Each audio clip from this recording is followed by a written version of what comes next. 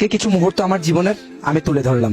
এই যে দেখতে পাচ্ছেন আমার মা, এই যে ময়লাগুলা, এই ময়লাগুলা সবগুলো একটি ব্যাগে ভরে, এই ময়লাগুলো আমরা প্রতিদিন মা ছেলে মিলে, আমার মা ভরে দেয় আমাকে ময়লাগুলা, তো আমি এই ময়লাগুলা নিয়ে তারপর ফেলে আসি অনেক দূরে। আমি আমার মা মিলে এখানে যতগুলা ঘর আছে এই সবগুলা ঘরের ময়লাগুলা এখানে এনে রেখে যাই। তোরা প্রতিদিনের মতো আমি ময়লাগুলা নিয়ে চলে যাই নির্দিষ্ট জায়গায় ফালানোর জন্য। তো আমাদের এখান থেকে নির্দিষ্ট জায়গা এটা অনেক দূর।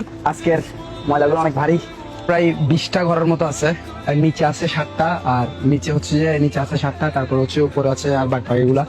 তো সবগুলার ময়লাগুলো এখানে জমা হয়। তারপর ওই পাশে যে মানে যে বাড়িটা আছে ওইখানের ময়লাও ওইখানে নিচে জমা করে রাখে।